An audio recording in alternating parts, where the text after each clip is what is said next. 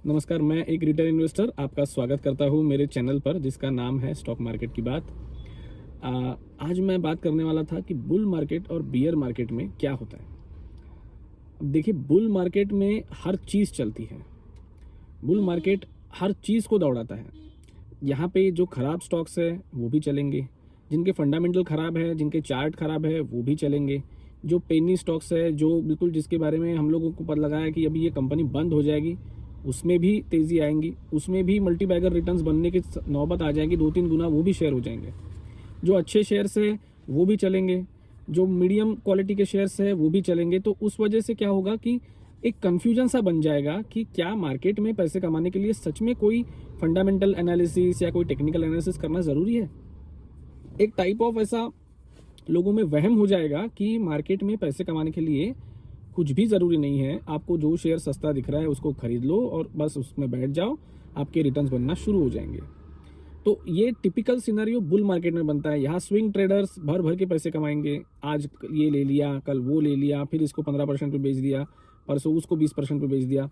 Fundamentals किसी को भी नहीं पता, कंपनी क्या कर रही है वो भी किसी को नहीं पता, फिर भी वो सारे शेयर्स चलते रहेंगे।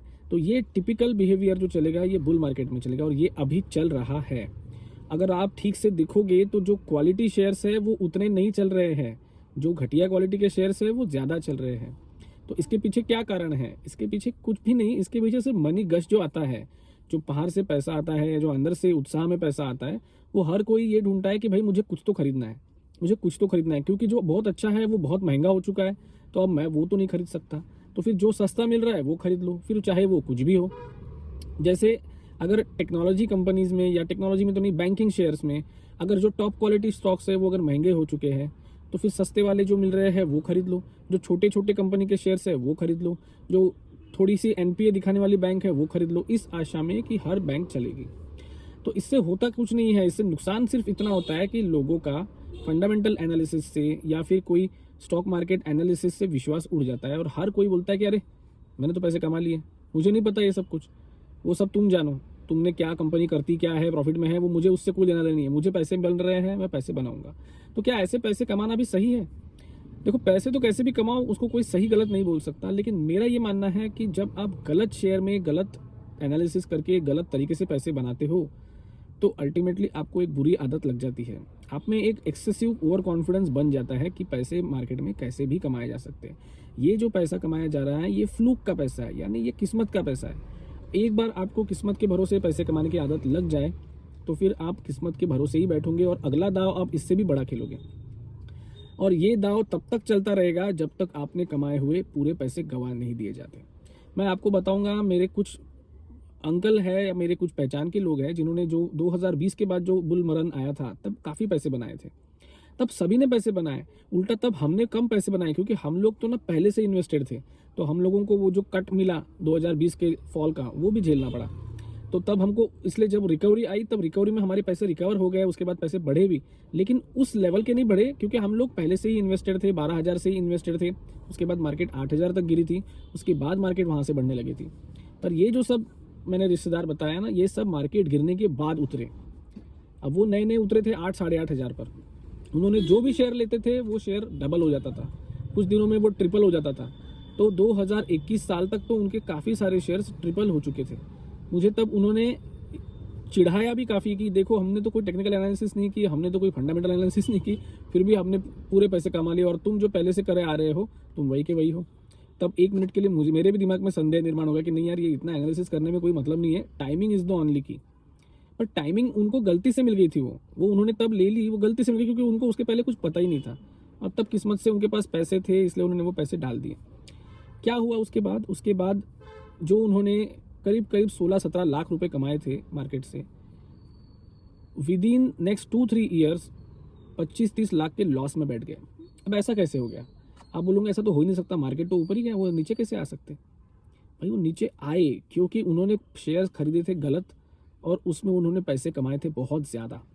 एक मैं कंपनी का नाम नहीं लूँगा, लेकिन एक 100 रुपये का शेयर था, 98 रुपये का शेयर था जो उन्होंने बाय किए थे 2020 के फॉल में, और वो वहाँ से 220 रुपये तक गया था। 220 रुपये तक गया, उसमें अच्छा खासा पैसा कमा गए। अब ये जो पैसा कमा लिए थे ये गलती से कमाया हुआ पैसा था। अब इसके बाद क्या हुआ कि उन्होंने जितना पैसा कमाया ना, उनको ऐसा लगा कि यार मैंने इतने ही पैसे लगाए थे तो मुझे 16 ही लाख मिले। क्या अगर मैं 70-80 लाख अगर लगा दूँ तो शायद मैं अगले साल 1.5-2 करोड़ का प्रॉफिट कर दूँ, क्योंकि वो कॉन्फिडेंस बिल्डअप हो चुका था कि मैं 98 में लूँगा और 220 में बेचूंगा। कॉन्फिडेंस बन चुका था कि ट्रिपल तो मेरे को बेचना ही बेचना है। अब इस बार उन्होंने जो कंपनी ढूंढी वो उन्होंने 140 में खरीदी। उसके बाद 2022 में मार्केट इसमें चला गया, करेक्शन में चला गया। करेक्शन मोड में जब मार्केट चला गया तब वो मिड कैप कंपनी थी और उसके कुछ रिजल्ट्स गलत आ गए या उसमें कुछ और गड़बड़ी आ गई, वो कंपनी वहाँ से आधी हो गई। 140 का वो शेयर 70-75 रुपये में ट्रेड कर रहा है अभी भी। आज वो बंदे जिन्होंने एवरेजिंग करने के चक्कर में, सब कुछ करने के चक्कर में जो बैठे, आज उनके 1 करोड़ रुपए इन्वेस्ट हो गए। आज उसकी वैल्यू 55 लाख रुपए है। 45 लाख का नेट लॉस चल रहा है और अभी भी जब मार्केट टॉप पे चल रहा है। और वो जो पिछले बार जो उस बुल रन में जो कमाए हुए 16 लाख रुपए थे वो तो खत्म ही हो गए, ऊपर से ये 45 लाख का लॉस अलग से बैठ गया। तो ये होता है जब आप बुल रन को अपने सर पे चढ़ा लेते हो और बहुत खुश हो जाते हो कि नहीं पैसे तो मैं कमा लूंगा, नहीं पैसे तो मैं कैसे भी कमा लूंगा। भैया इतना आसान नहीं है, मार्केट्स आर नॉट इजी। इतना आसान मार्केट होता था तो सभी लोग यहाँ पे करोड़पति और अरबपति बनते थे। इतना आसान नहीं है। ये बुल रन चल रहा है इसलिए यहाँ पे सारे शेयर्स ऊपर दौड़ रहे हैं। मेरे शेयर्स भी जब ऊपर चलते हैं ना, आज भी चल रहे हैं, मैं तो 100% इन्वेस्टेड हूँ। मेरे शेयर्स भी जब ऊपर चलते हैं तो मैं अपने आप से यही बात बोलता हूँ कि भैया this time will also go. ये कोई जिंदगी भर मार्केट में तेजी रहने वाली है नहीं, मार्केट अगली बार गिर सकता है। तो मुझे हमेशा, मैं मार्केट में सिर्फ एक ही बोलता हूँ कि ज़्यादा खुश मत होना अगर मार्केट ऊपर जाता है, अगर मार्केट गिरता है तो ज़्यादा दुखी और डिप्रेशन में मत जाना। मैनिया और डिप्रेशन दोनों गलत है मार्केट के लिए। आप मैनिक अगर रहोगे तो आप ओवर कॉन्फिडेंस में बड़ा दाव खेल के फंस जाओगे, और आप डिप्रेशन में चले जाओगे तो आप जब सही मौका आया तब आप पैसे डाल नहीं पाओगे। तो मेरा आपसे यही अनुरोध है, इस बुल रन में अगर आप पैसे कमा रहे हो तो अच्छी बात है, कमाओ, लेकिन उसको सर पे मत चढ़ने दो।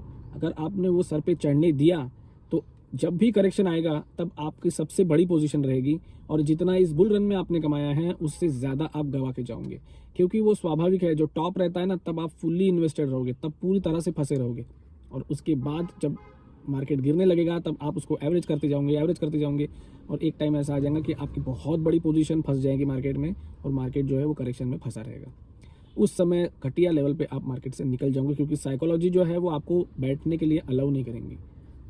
तो मेरा आपसे यही अनुरोध है कि इस मार्केट को भी खुशी से एंजॉय कीजिए, बियर मार्केट के लिए भी तैयार रहिए। अभी इतने में तो मुझे दिख नहीं रहा है बियर मार्केट आएगा। अभी यहाँ से बुल रन स्टार्ट हो गया है, सेकंड लेग स्टार्ट हो चुका है, तो मुझे तो नहीं लगता यहाँ पे फिलहाल कोई ब्रेक आने वाला है। Let us hope. तो मिलते रहेंगे ऐसे ही कुछ नए वीडियो के साथ। धन्यवाद।